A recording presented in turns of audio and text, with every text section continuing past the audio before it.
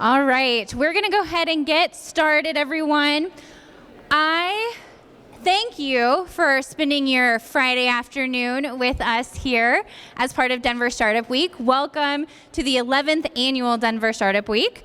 I want to take a quick second to thank our title sponsors, Amazon, Capital One Cafe, Dell for Startups, and the Downtown Denver Partnership. This session is also part of the Founder Track, which is sponsored by Madison Taylor Marketing. I'm Amy Meester. I am the CEO and founder of Madison Taylor Marketing, so we could not be more thrilled to sponsor this track and for all of you to join us here today. By attending this session, you are agreeing to follow our code of conduct as well as being photographed or recorded on video, just so you guys know.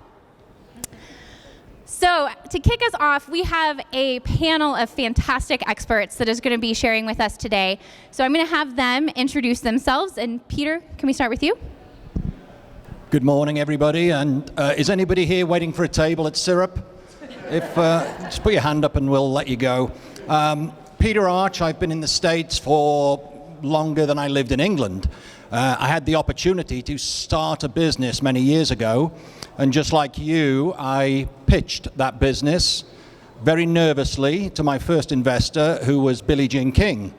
She sat there and grilled me. It was meant to be 20 minutes. She grilled me for 2 hours. And I went through the same experiences and the same questioning that you guys are doing now with your smaller businesses that are going to grow and grow and grow. My business, I was lucky to grow it to become a national business, the largest in its field, then franchised internationally. More recently, 3 years ago, I opened the North American operation for one of the fastest growing companies in England, recently valued at $1 billion. It's a company called Gymshark. I selected Denver to be the corporate office and found a building and hired 120 staff, and that is now up and running and flourishing in this great city. And since then, I have now formed my own company, and I am helping other companies do exactly the same thing. Small to medium-sized businesses just grow, scale, diversify, form strategic partnerships, and just navigate the entrepreneurial business world. Pleasure to be here. Delighted to be with Amy and this group of people who know what they're talking about. And I'll pass the microphone on. Hi everyone, Crystal Allen. I'm from CSG, Executive Director of Customer Engagement Marketing and Global Marketing across our 4 business units. I have been in B2B tech across all sizes of business, startups, SMB, all the way to enterprise, and now we cover across EMEA, APAC, and Americas region with revenue management, digital monetization, and customer experience technology that enables extraordinary customer employee experiences everywhere. So glad to be here today. Hey there, I'm George Sturgis. I'm a Director of Demand Gen at Sticky.io. I've been doing Demand Gen for over 10 years now. I like to say I started my career by doing those creepy Facebook ads that follow you around. So if you're ever wondering how those kind of play out, I can definitely talk to you about it. I'm originally from DC, but I've been in Colorado for about 5 to 6 years now, and I'm happy to be here. Hi, I'm Amy Nedwell. I'm Director of Marketing for Good Times Restaurants, Inc. We have 2 restaurant brands you guys have probably heard of. Bad Daddy's Burger Bar, a full-service bar and grill concept with some killer burgers, and Good Times Burgers and Frozen Custard. Good Times, by the way, was a startup in 1987 with 1 location in Boulder, Colorado.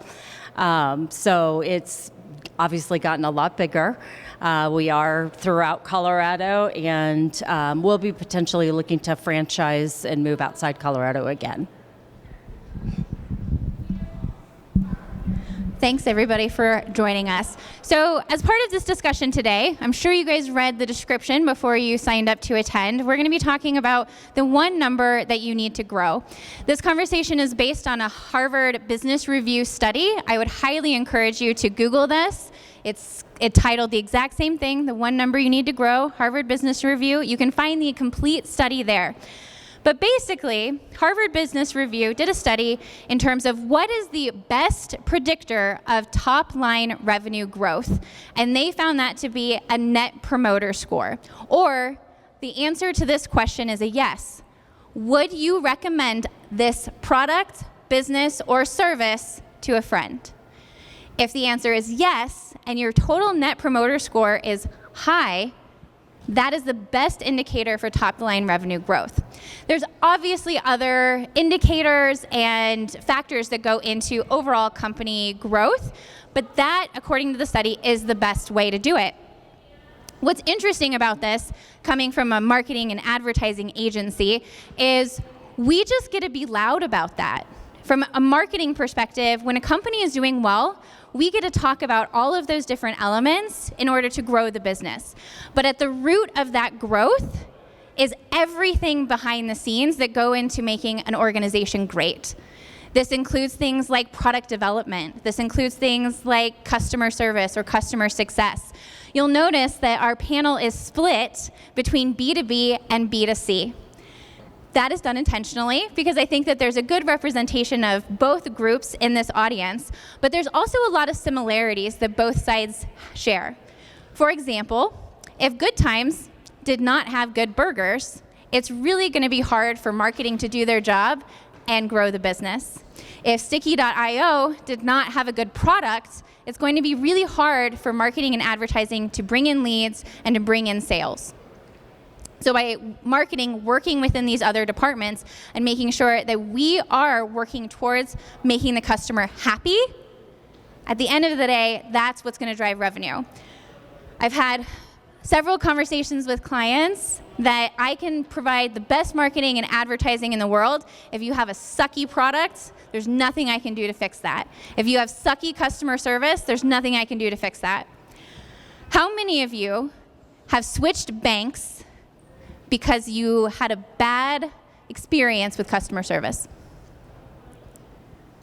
How many of you have switched insurance agencies because you have had a bad experience? How many of you would pay more to a company because they have a better experience for you as a customer? All of your customers will answer exactly the same way. And I can tell you from experience that changing bank accounts is a pain in the ass. It sucks. And so in order for you to take on that pain point of switching banks, that means that somebody had to mess up pretty big in order to get you over that hurdle. There's also sometimes just a million little cuts that make you willing to switch providers or to pay more for something. And so as we're having this conversation today, I would encourage you to think about your own organization. We're going to save a lot of time for you guys to be able to ask this panel any question that you guys want. So as we're talking, please write those down, keep those in your brain, because we really want to make sure that this is as valuable for you as possible. So with that, I have some questions that we're going to dig into with our panel before we turn it over to you guys. And I need to find them. So, panel of distinguished guests, what would you say your organizations are doing to understand the drivers of your customers in terms of loyalty? And that question, would you recommend us to your friends?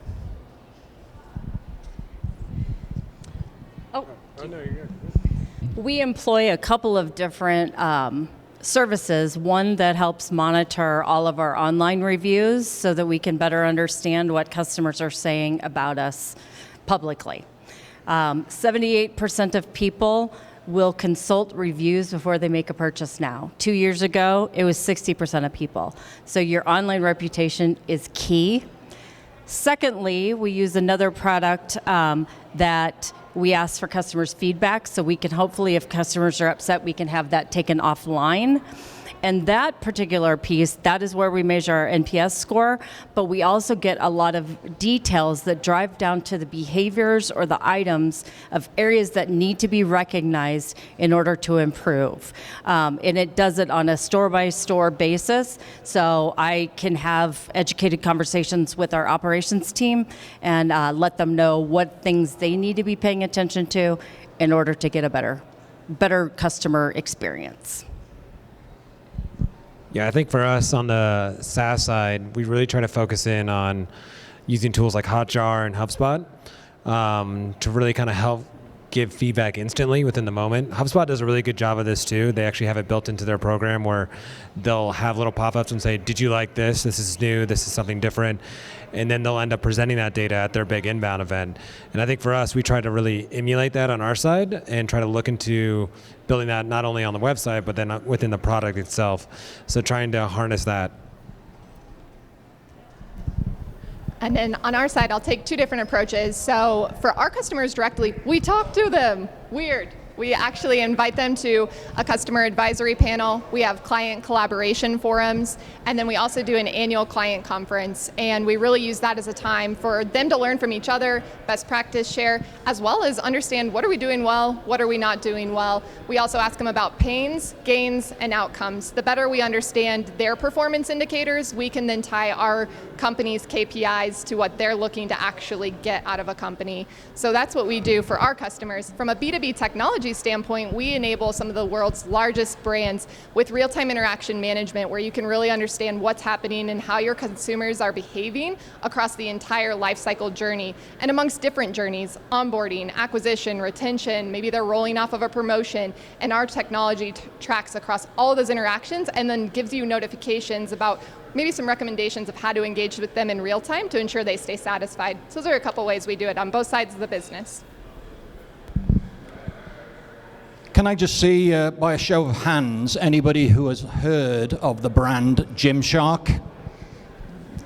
Okay, it is a brand that took off in the UK and developed a massive following in the US. It's fitness apparel, but more than just being a commodity, more than being something you wear, the company stood for the conditioning community. It became a movement, not just a transaction. So the measuring of customer loyalty did not just look at the traditional metrics. Gymshark took it to a whole nother level, a human level, and they developed their own unique bespoke customer loyalty index. This included a weighted scale of net spend, number of orders, recency of orders, tenure of the customer, email engagement, not just how many emails you receive, but did you click on them and engage with them, website, how long were you on the pages, and then did you attend a pop-up event. Each customer would receive a score based upon the metrics in each of those columns. Each of them were weighted, and that would then result in you becoming either a bronze, silver, gold, platinum, VIP, or VVIP customer. You then receive the incredible surprise and delight stuff. If you were a VIP, you would get invited to the next great event, the next great influencer meeting, a product launch. You would get the new products before anybody else. The platinum and gold would get invitation to the sales a day before everybody else. And it was just a very clever way of tying all of these human and statistical things together to give the feedback to the company so they could actually act on it intentionally rather than just using the NPS score as a number that we look at and say, oh, that's good, we're up. So intentional. I really like that because you can now start segmenting your audience and not just having a big bucket. Because to be honest, like that's when I first started doing NPS, is just kind of putting people in a big bucket. And I'm like, oh, we're good. But now you're bucketizing them to kind of find that next strategic move. Because a lot of people just look at NPS and they're like, okay, we're good. Sounds great. And I would say not only look at segmenting your customers, but trying to understand where pain points are coming from.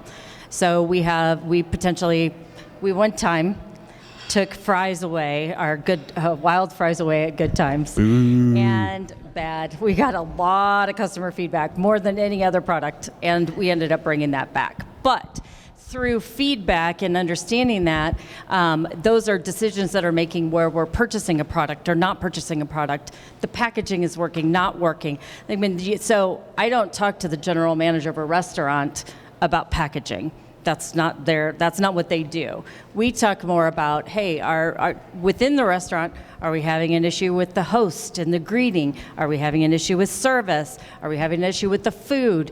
And so that you can pinpoint where those pain points are. And again, NPS is great as an overall score, but you have to be able to drill down so you know what behaviors need to have and take action for in order to see all of it improve.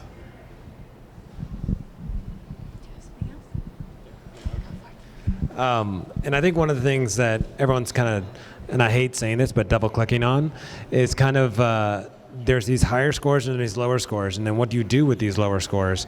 There's a lot of opportunities. And I think a lot of people kind of look at the high scores and look how great we're doing. And it's great to see that. But when you look at the lower scores, that gives you more opportunity to kind of help fix those gaps in what you're trying to do. If you're getting low scores, especially within your product, on the SaaS side, you can find those themes and start building out that product roadmap for the product team.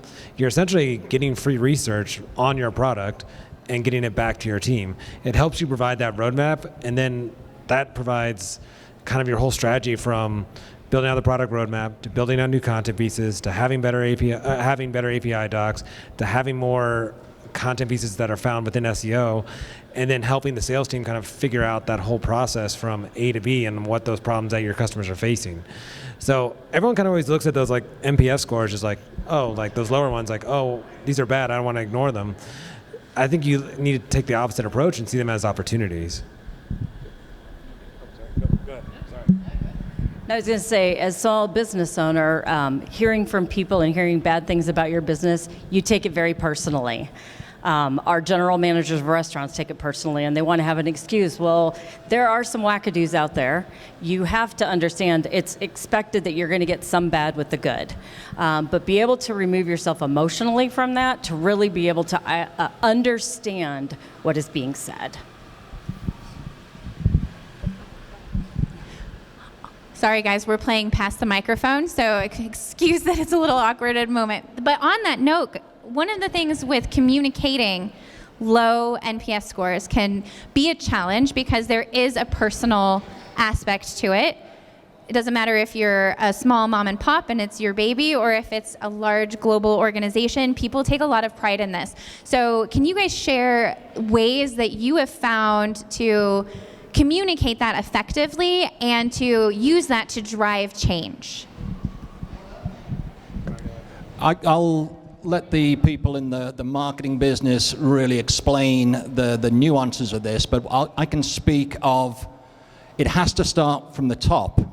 Unless the whole company has a commitment towards excellence and incredible customer experience, it is not going to filter down just on its own. There is a company who will incentivize everybody in every part of the corporation if the NPS score goes up. They engage everybody in this process for delivering incredible customer service. There was a company called Zappos, incredible shoe manufacturer and retailer, online, who had the highest standards of customer service. Their founder, Tony Hsieh, the late Tony Hsieh, just was passionate about it and had a 100-point happiness scale for all of his customer support agents. And they were monitored religiously about can they deliver happiness to their customers. So the whole culture of the company was about, it wasn't about shoes, it was about delivering happiness. And I would recommend that book to you as well, Delivering Happiness by Tony Hsieh, if you're interested at all in customer support. Yeah, so we believe in it so much. It's part of our mission statement. So by channeling the power of all, we enable extraordinary customer and employee experiences across the globe. And that comes from the top all the way through the business. When we communicate results, we're not just looking at the positive results and the negative results. We look at the entire ecosystem of the results. And that is communicated in individual team meetings, in business unit meetings. It's communicated in our global employee town halls. So every employee is hearing the same message, whether it's good or bad. And not that it's good or bad, but rather where are we strong and where is the opportunity to get better?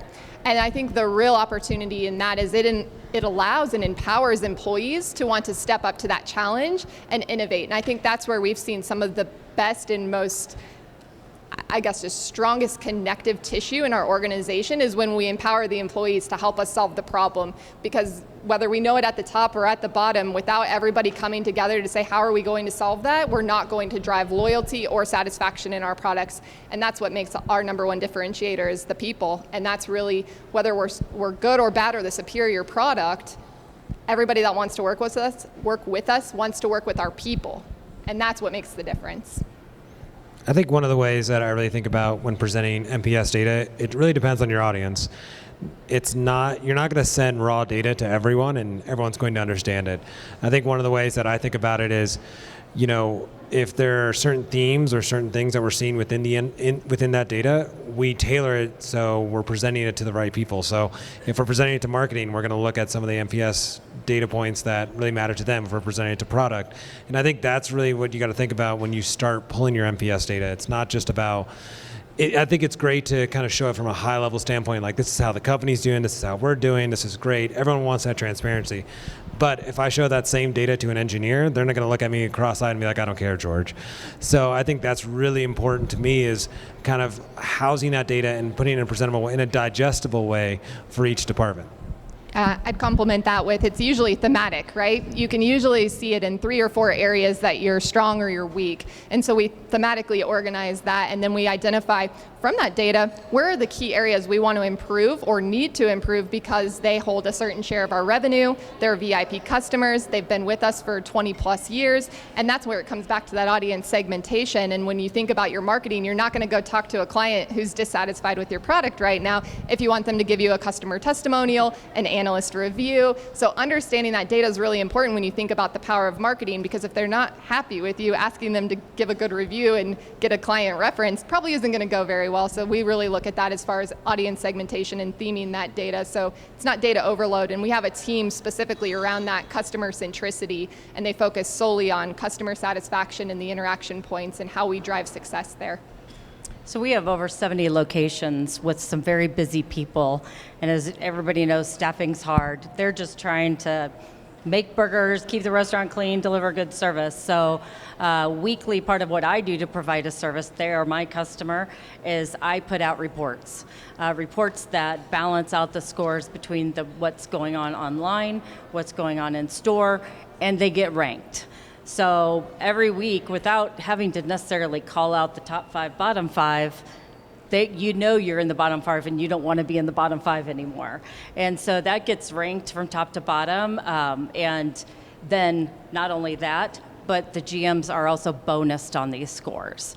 So there's a little bit of a further pain point that comes to it. And yes, they will complain, well, that's the delivery driver's fault. I can't help what happened with the delivery driver. But I keep trying to explain, you have to understand, the customer doesn't know that if the delivery is wrong, they're not blaming the delivery company necessarily. They're blaming you. And so it's important to understand how people are seeing you and making decisions on purchases. One thing that I would add quickly that I've seen is, again, from just a cultural perspective, hiring people that fit into that cultural mode. If you are placing a priority on customer experience, then having people who are very customer-centric as part of your hiring process goes a long way, because then you're not having to have that challenge of bringing them along with you. A great example of this is Southwest Airlines. Everybody knows who Southwest is, right? They are one of the only profitable airlines for most of their history. But when they started off, they only hired cheerleaders, majorettes, as part of their flight attendants, because they were people who were naturally good in front of a group of people. They were naturally going to be driven to make people happy, to make them smile, to make them have a good time. And so as part of their human capital strategy, they hired people that fit into their business model. And obviously right now hiring is very difficult across all different segments of verticals and industry. But when you are working with your leaders who are crafting your recruitment policy, I would encourage you to consider that as part of it. how do you want the people that are within your organization to represent you, whether that's B2C and it's somebody taking an order, or if it's a B2B salesperson. With that, there's a lot of feedback that sometimes comes in, whether it's a delivery driver, whether it's whatever have you. So I'd be curious to know from you all how you have prioritized the feedback that you get, because we all know we can't do everything. There's limited resources. And so based off of customer feedback, how have you gone about prioritizing efforts in terms of those areas of opportunity? We, again, we have a service that pulls together specific behavioral things, and we sort those. And I look at each month, what is the number one piece of feedback in each restaurant that has to do with the front of house of the restaurant, and the number one area of opportunity for the back of the house. And I suggest to them, that's the only thing you should focus on this month. If it's we're not refilling drinks enough, take the time to step back, and everybody from top to bottom looks at drink refills all month. Again, it's trying to change behavior, and you can't change behavior by throwing the whole thing at everybody. You have to pick little behaviors at a time so that you can progressively get better. Sorry. Got two mics here.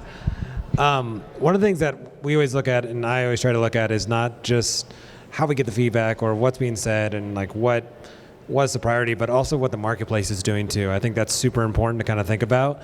Like, one of our biggest partners is actually Shopify, and Shopify is kind of going through a restructure a little bit. So for us, we're taking a look at that, and we're seeing that maybe we get lower scores on Shopify, and it's actually the plugin on the Shopify side. So I think there's ways that we can step back and maybe go into another platform like BigCommerce. And so we really kind of take a look into that and try to figure out, what's the best avenue, and then kind of compare that to the NPS scores and try to marry that data together.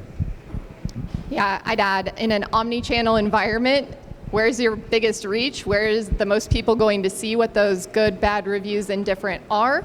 And then kind of triaging first and foremost to the online approach there is really important.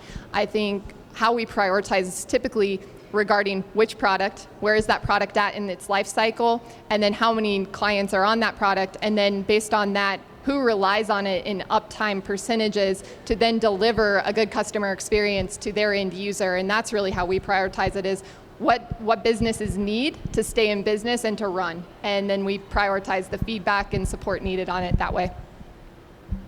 And just following up on the comment that the customer doesn't know that the delivery driver was at fault. They just know they had a bad experience. It is very important for you to internally audit what is going on. You're not going to get all of the answers from the customer. If we are shipping containers from the Far East or the Near East or from Mauritius and they're stuck at a port, that is one point of weakness. The internal freight forwarding can be another part. Getting them to your 3PL partner. Are they putting the product on the shelves? Are they pick and packing efficiently? Is their web management system working efficiently? Is the last mile delivery agent working correctly? So a customer who is surveyed could have a horrible experience, but everything up until the final mile delivery could have been perfect. That vendor who is delivering could have been understaffed, backlogged, and had that parcel in their van for 3 weeks before it actually got delivered. And now the customer gives you a terrible score, but actually you've delivered everything else. But nobody's going to know that other than you to internally audit all of the different processes going on in your company. Thank you. One quick thing that I would add to it is transparent conversations. The organizations that we've worked with that have the highest NPS score get together on a quarterly basis to review all of these different things and to see how things fit together.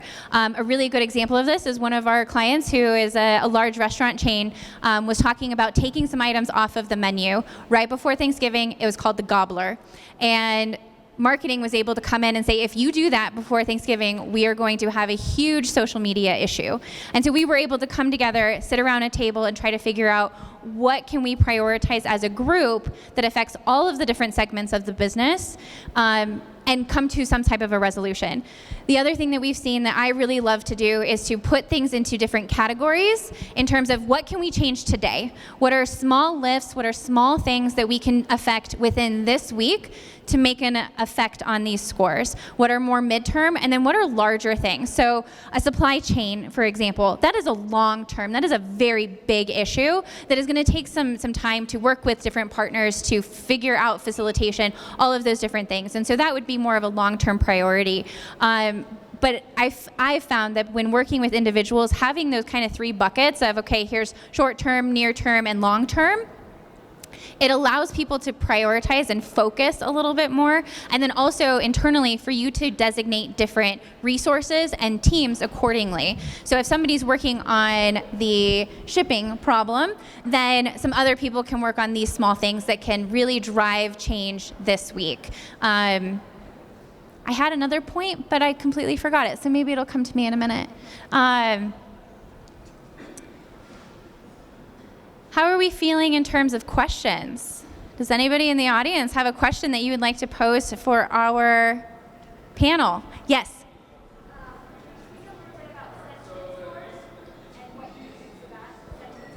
Yes.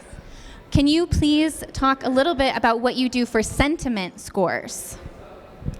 Yes, I'd like to pass the microphone on, please. I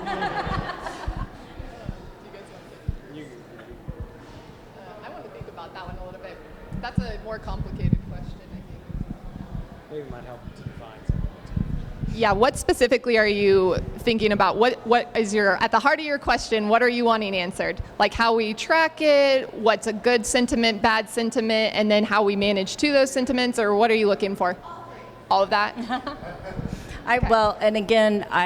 We employ some companies, some services, software companies that help to pull all of that together, go through all that data, and pull out those sentiments.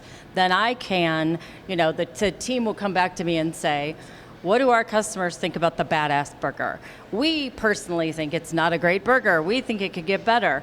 Well, I go in and I review 700 comments about the badass burger and find it is like 90% positive what people are saying about that. So having a level of software that helps to pull through that to where you can quickly get to those answers. But if not, you can just harvest all of your reviews and then do some word searches and start looking through that to better understand how people are feeling. Who do you use? Oh, we use ChatMeter. And that's the one that does all public and online reviews. You also can post social media through ChatMeter. They manage your listings, etc. And I know Amy's worked with us before with HubSpot in helping to pull together that information and give us a way to easily reach back out to the customer. Yep. And then from our side, we measure sentiment in a couple different ways. So it's part of our customer satisfaction annual survey. We do pulse surveys, and then online we try to do LinkedIn polls to our businesses. As part of that, we then look at the correlation between positive and negative sentiment and then what that impacts. So if their negative sentiment is aligned to product roadmap, or if their positive sentiment is aligned to our people, that typically drives better revenue, right? So we really do the analysis from the customer satisfaction results that then say what are the correlations between the sentiment to where we need to improve either the product roadmap, the product performance, or then aligning that back then to how we drive forward and engage with the customer to bring them in and get their feedback sooner. So then when we put out the next release, they're a part of that next release. So it continues to raise that sentiment, which hopefully is then raising the revenue that's coming in the door, the satisfaction, and the longevity of their loyalty to our company at whole. One more thing that you can do for sentiment, and Capital One Cafe, one of our sponsors, did a great job of this, is looking at overall market sentiment. So finding areas within your industry that people are looking at from a negative perspective and then exploiting that or doing something that's different, as well as looking at things that are going really well within an industry and then applying that. So I would definitely encourage not only looking at your own sentiments, but also broadening that out to market, industry, etc. Yeah, we also benchmark. So we'll say in SaaS technology, what is the benchmark? And then specific to our product line, what is the benchmark to a billing system or a field service management system or a customer engagement notification system? And then based on that, circling that back into. I also want to note here too, I've sat in a lot of these kind of conferences and stuff like this.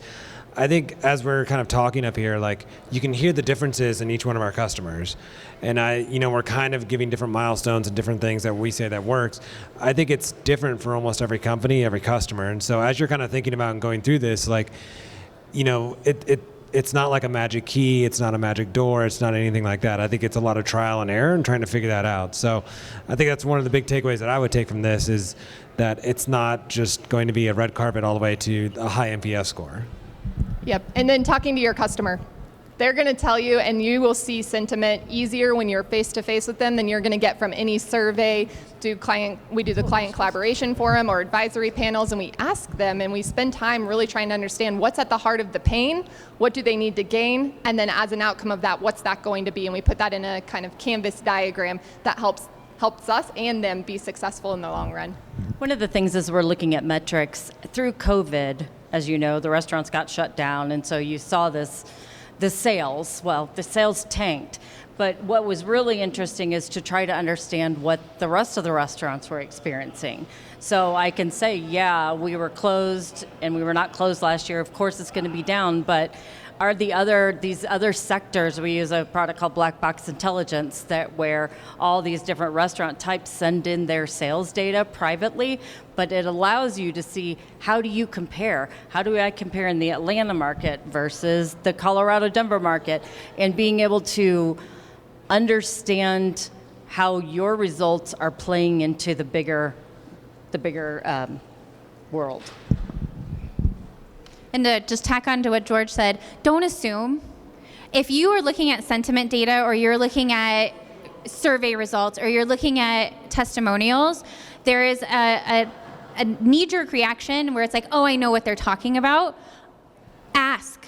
Get some additional information, dig in deeper, see if you can have a salesperson call somebody, have somebody at the front desk ask the question, because you're never going to be able to replace that face-to-face interaction that they mentioned, because you know what happens when we assume, right?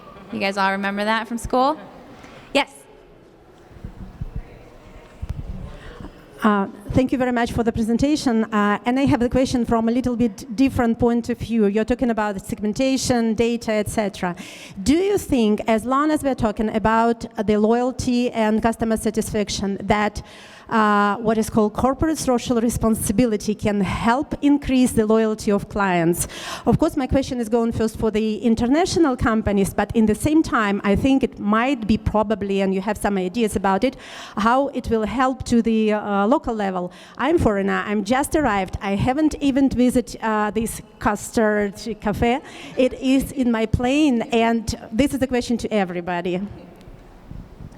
On behalf of the international people here, welcome. Absolutely, for those of you who know Gymshark, it stands for so much more than the product. The owner is firmly committed to speaking for those underserved, for standing up for social causes. He raised an enormous amount of money for the national health system, for the local hospitals during COVID, so that they could have the right kind of equipment. They spoke out heavily during Black Lives Matter and put a very strong campaign out there for the world to see. It has become one of the reasons that the company is so popular and has caught fire, and I would say it is a significant reason that it got its valuation when they had a PE company invest into it 2 years ago. It wasn't based on the EBITDA, it was based upon everything else that goes with it, the emotional and social side of the business. I'm going to jump in from an agency perspective and caution you to do it right and to make sure it's genuine. If you are doing it because it's the bandwagon to jump on, do not do it, because people will sense that inauthenticity in a heartbeat, and they will rake you over the coals for it. Pepsi is a fantastic example of this with Kendall Jenner. So if you're going to do it, make sure that it is genuine, that it is part of your company DNA, it's part of your ethos. If it's not, then quietly do the right thing. Obviously, we're all have good intentions and we all want to do the right thing, but don't put a campaign out there to put a campaign out there. I think it was the Super Bowl before last, Doritos tried to do something like that and it landed so poorly. So yes, I think it's important, but I think that it must be genuine and it has to be backed in something that you are doing. It cannot just be a statement on your website. Please don't do that. To add on to that, though, it is an expectation. Every RFP that we've had recently or any deal that we've done across the globe, it has been a part of the response requested, and it's required. What are we doing for social economic well-being? How are we contributing to nonprofits, volunteer time, our communities? And not only that, what are we doing with our supplies and our technology ecosystem that either does good for the environment or recycles? We do print and mail of statements, so how are we getting our paper? Is our paper 100% recycled? Or what are the supplies that we're using? And that is part of any deal, any outcome that we are putting back into the business requests that are coming into us from prospects and customers, and they're even doing audits on it as well nowadays. So do it right, for sure, be genuine, be authentic, but it's not just a buzzword in the industry. It is an expectation that we've seen pretty holistically across any industry this year. Yeah, I could double click on all this stuff. I think and I'm going to keep saying that. Maybe triple click, who knows? Rage quick. Exactly. So one of the things, I definitely agree with everything. And I think a lot of SaaS companies kind of fall into what Amy's saying too. It's really got to be built into your core values. And if you're going to do it, you have to do it right. You have to do it all the way through. It's not just, putting a pride flag on the back of your logo during Pride Month. It's something that's D&I's. Everything's really inclusive of who you are, what you do, and then make it a part of your company. So I definitely don't want to reiterate, but I definitely want to reiterate on that. And those things are important, but you have to know who your company is. What's the ethos of your company? What is it about? It's okay if it's not about social justice today. That's not a bad thing. I think it's important to be aware of that, be conscious of that, serve your guests well. But if you need to understand who you're trying to be to your customer. I'd also add to that, take a scaled approach to it, right? We've started small. We've started with belonging groups. So we have a women's belonging group, a African American belonging group, a military belonging group, a disability belonging group, and then we also have an ESG group all around the environmental sustainability. And we've started to have smaller Tiger teams or SWAT teams that focus in on how we're going to make a difference and take action. And then we build that out, try it, make sure we can deliver on it before we make it a global known initiative. What other questions do we have? Yes. So thank you to the panelists for your time. My question is specifically for Crystal. You mentioned about using the phone, and in our business, we do that a lot. We get a lot of valuable feedback. We build our product off of that, so we're constantly engaging on the telephone. Everybody's time is busy these days, right? So are there any best practices or things that you found that you can use to incent that client to give you feedback rather than just make the call and kind of brush you off the phone? Yeah, that's a great question. Thank you. I think there's two sides of that, because I can answer it from how we do it with our customers, but then how we help leading brands across the world help them with their customers in those interactions. So I guess I'll take it from both angles, or do you have one that you'd prefer for me to take it on? Okay, so for customers that are across leading global brands, that could be pharmaceutical, it could be your cable and internet provider, it could be fleet trucks. We service so many different industries, mainly around retail, healthcare, financial services, like fraud notifications from your bank. We send those to your text messages, right? So everybody's looking to engage with their customer in as real time as possible. So we have a system that automates those communications and understands those interaction behaviors before the customer needs it. So our whole value proposition is really around providing the best experience for the next experience before they even know they need it. Because at the end of the day, we're all demanding consumers. We know what we expect. Amazon has empowered us to expect whatever we want on our doorstep within 2 days and at the cheapest price, right?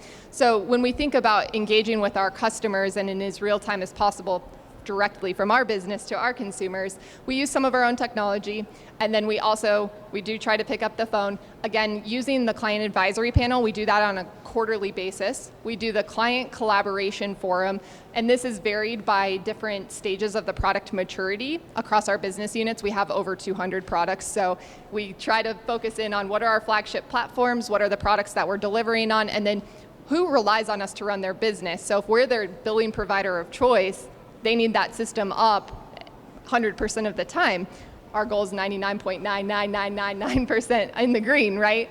But what we do is we really have those one-to-one relationships. Something we've focused a lot on in the last 1 to 3 years, I'd say, is connecting at peer-to-peer levels. So with our clients, our CEO will talk to the CEO of one of our clients, or our chief marketing officer or our chief experience officer, they reach out to them. But directly in the moment of a customer challenge or issue, we've really, we'll use our sales folks or the account manager who are closest to the customer, try to have the conversation. Otherwise, I'd say email and text. Text has become so much more commonplace, even since COVID, and video always on.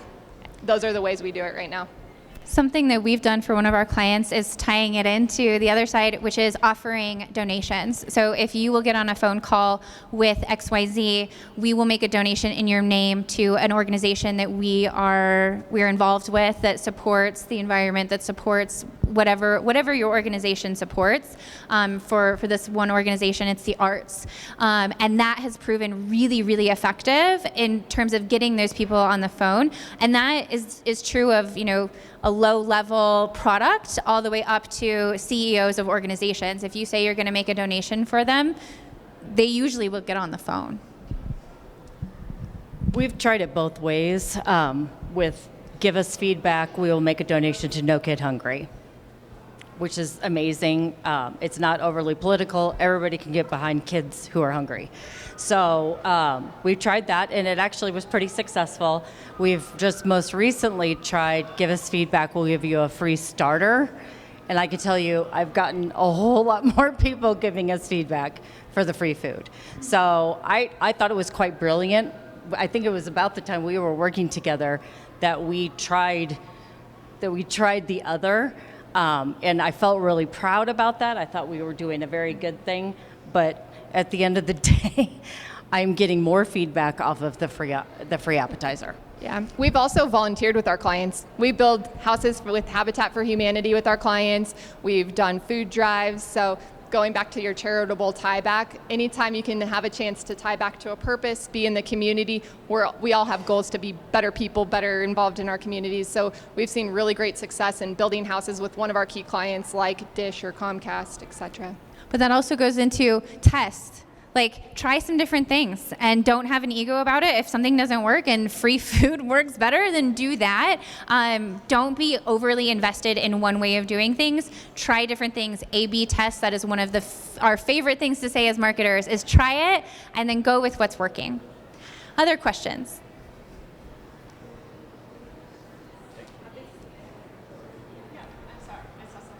Oh, okay. Any other questions from the group?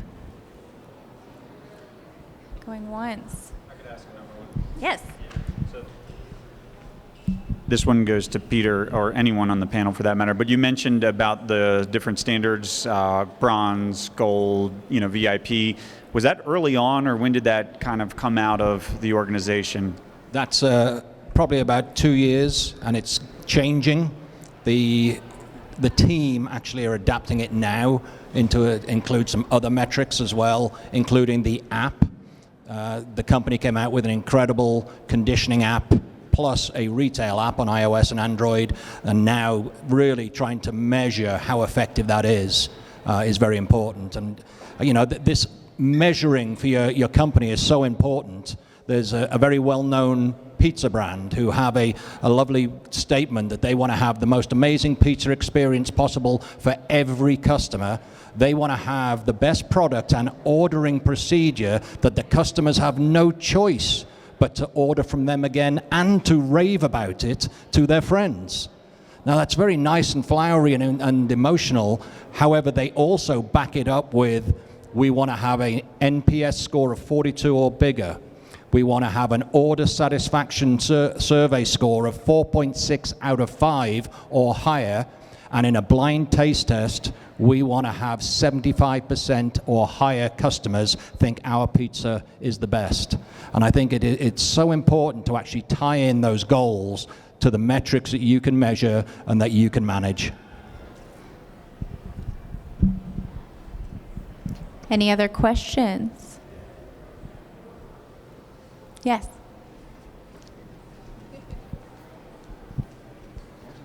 Appreciate you meeting me down here.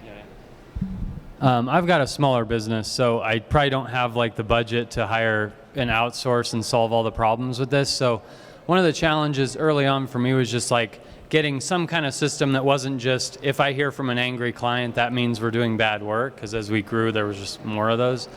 But I've just seen with NPS, like, it feels so like fragile. If we measure it a different place in the life cycle, or like small dynamics change the score, and it can be like, I want to pull my hair out, I don't know what to do with it. But any thoughts on like how to, when the data just feels like there's always a story of why it's changing, like, and you can't like track it over time in a meaningful way, like any help there?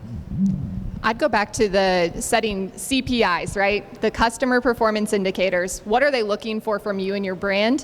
What are the pains that they're experiencing, the gains they're hoping to get, and the outcome they're hoping to get from your brand? And then tie that back to your company's KPIs, maybe even more importantly than your Net Promoter Score, because like you said, regardless of what product they're on or where they're at in their journey, it's going to be probably a varying score. Heck, they could even wake up in a bad mood, and your product's probably the reason that they're in a bad mood, right? So I'd say look at what they actually are looking to get from your company more than how they're looking to be satisfied with your company. If you do that right, I think you can drive better satisfaction and success across the life cycle of their customer journey. Yeah, I think the follow-up question too that I always run into also is like, when's the right time to send it? And I actually don't know if there is ever a right time to send this. And I think you can start small, and sometimes you just have to take the leap and just say, hey, look, we're going to send this out. We might get 100 responses, we might get 1 response, and you just kind of have to take that chance. And it's about testing. You can test out smaller segments, larger segments. You can look at, reoccurring customers, new customers. So I think there's ways that you can segment your list and start small and grow from there. But you kind of have to take the first step. And I've had this talk all the time with CMOs and VPs and CEOs, and they're like, well, it's Christmas, we don't want to send a survey. Oh, it's Valentine's Day, or it's Arbor Day. There's always an excuse. And so I think just taking that chance and just saying, hey, we're going to send this out and see what we get. Because you got to start somewhere, Yeah, and micro surveys also. So you can do small touch point surveys where you just look at 2 or 3 questions, right? Instead of when you do a CSAT or an NPS, it's usually like, here's 100 questions. I'm exaggerating, but here's a large list of questions we want answers from you on. We do micro surveys where it's 1 or 2 things. What's going well about the product? Are you satisfied with a certain aspect or enhancement that we made on the product? And we do those on a more recurring basis. So then you have more of a touch point across the year versus if you do NPS or customer satisfaction, it's usually twice a year, once a year. So it gives you that picture across the year that then you can have a more comprehensive picture. Before we were able to afford some of these pieces of software that help us, I have legitimately gone through 1,000 lines of data, and I got columns there. Is this about service? Is this about food? So that I can then go back and then I can pull it out and see where, if it's about service, was it positive? If it's about service, was it negative? And vice versa, so that I can then pull that together, average it out, look and see where are the areas of opportunity. It's long and boring, and it's a horrible job to do, but I learned so much. Honestly, I almost learned more from that than I do from the software that already pulls that together for me. I got down and dirty, and I was all around that data. LinkedIn and SurveyMonkey make it so easy now too, and so affordable. Like, you can do a poll right on LinkedIn for free. So if it's money and resources, get down dirty with SurveyMonkey and LinkedIn, because they're affordable and they'll give you what you need. That's exactly right. And I think the terminology is KISS, keep it simple, stupid, and keeping those questions simple, your survey short, especially when you're first starting out in a small business. It's really easy to send a survey out on SurveyMonkey. It's free, you know. And I think one thing I would love to stress is everything that we've spoken about today about the customer exists for your employees. You need to invest heavily in this same kind of surveying and touching the temperature and the litmus test every day. How do your employees feel about their experience with your company? One more thing that we haven't really talked about, but it's an expectation for all of our teams to respond to all 1 to 3 star reviews. We do an automatic response to 5-star reviews. I would love for them to respond to 4-star reviews, but within 24 hours, they are required to answer 1 to 3-star reviews. I'm not telling you we're perfect at that, but I can tell you businesses who respond to their customers are looked upon very highly because very few people are doing it. Not only that, but you have a much greater chance of regaining that customer, of them coming back and putting in a follow-up. Hey, I went back to the restaurant. It was a great visit. So you can turn things around, but it is key for us, and I do things to enforce it every month, that we are responding to our guests. Just for the people who couldn't hear, SurveyMonkey has free options. They also have an NPS section of their surveys. You can also, for a very minimal fee, brand it to yourself, remove the SurveyMonkey stuff. 2 questions. Would you recommend us to a friend? And why did you give that answer? And SurveyMonkey tools make it pretty easy to go in and audit that data and dig into it. I think that for an average NPS score, you can get that out for less than $100. So there are a lot of tools for that. Any other questions before we wrap up? We can have time for one more if we have one. Yes.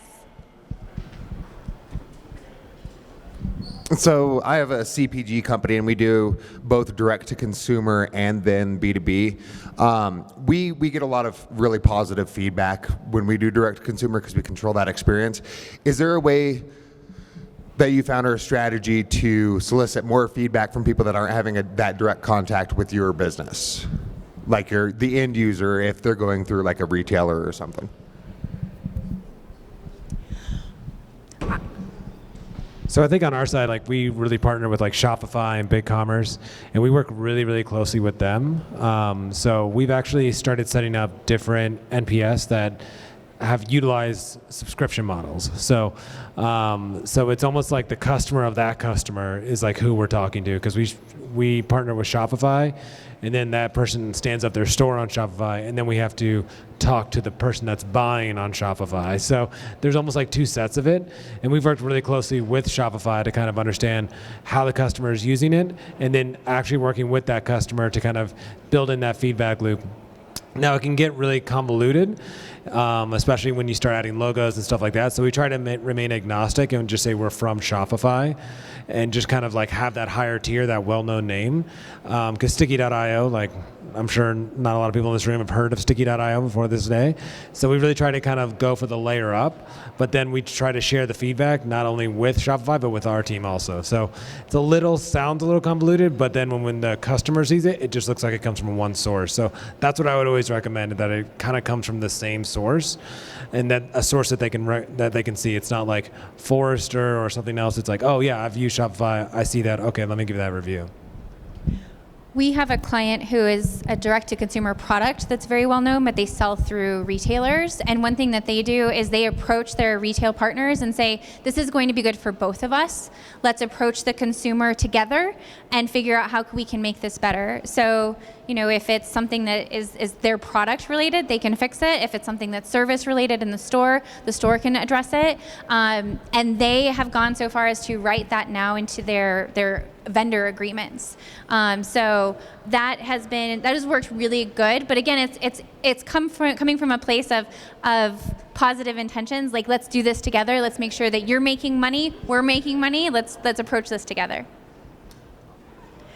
All right, guys, we are out of time. Thank you very much for joining us on your Friday afternoon. We appreciate it. We will be hanging around for a couple of minutes, so if you want to come say hi. Otherwise, have a good rest of your day and a good weekend.